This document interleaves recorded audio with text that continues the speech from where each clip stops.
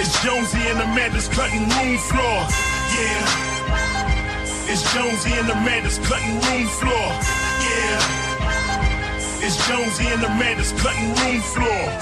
Something that ended up on the sweepings of our cutting room floor is this discussion, and I think it's very relevant, that poor man that was killed on the British Airways flight. Wow. Turbulence. A flight to Singapore. Lots of Australians were on that flight too. But, yeah, he had a heart attack during the turbulence. People were injured. I've seen footage of people's faces all smashed up. Yeah. When the plane dropped, they all just hit the ceiling, the ones that didn't have seatbelts on, and smashed through all the cupboards and things up above their heads. People were somersaulting down the aisle and looking at the debris. There was just stuff everywhere. They say flight is safe, and largely it is safe, but in the old days, Wilbur and Orville Wright, when they flew from Kitty Hawk all those years ago, all they hoped for was to get the plane in the air and land safely. And really that still exists to this day, but a lot of people get on a plane and go, well, I want to watch the latest Fast and the Furious franchise. Why can't I watch it? Why is my screen not working? I'd rather the screen not working than the plane not working. Yeah, well, and it's very unusual, apparently, that turbulence like this, that a plane finds itself in the midst of it. It's very unusual. In light of that story, I saw this footage of a woman on a Frontier Airlines flight.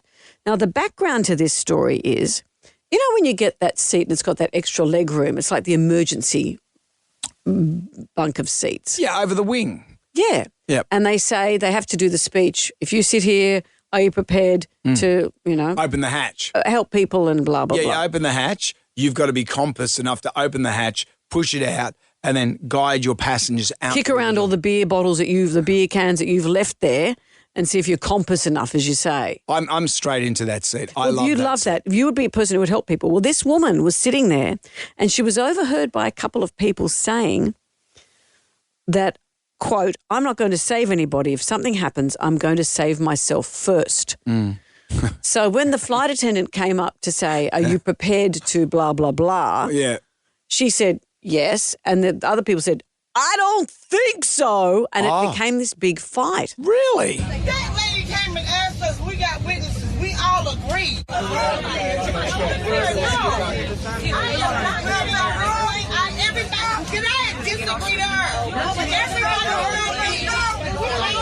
So the woman in question, of course, phones her attorney. People on the flight were pleading with her to get off the plane before the police officers arrived because they want to take off. Because she lied about her so-called heroic capabilities. Well, she'd made some jokes. See, don't joke. She made a joke saying, I'm only going to help myself. Yeah, right. And so when the flight attendant came and said, are you prepared? They said, no, she's not going to. Why does Just it sound all like... shut your pie holes and then you can take off. Why does it sound like we've walked onto the set of Good Times? Oh, Florida. JJ, what are you doing down there, boy? And so the police were called. The other passengers are going, come on. Yeah. And she got handcuffed. Goodness. And escorted off. So she was making a joke and the other passengers... said, hey, I don't trust her to save me. She should not be in that seat. And she said, I didn't say nothing. Yeah. And then the next minute, she's phoning her attorney and police are called. Oh, goodness me. Travel's hard enough without all this. It is hard. Because everyone knows. When they say to you, if you're in that seat, you're going to help people, you go, yes. Yeah. Don't make a joke. Not going all Mark Wahlberg on this, but what does that mean? Remember when September 11 and he said that if he was on that plane, he would have averted the tragedy?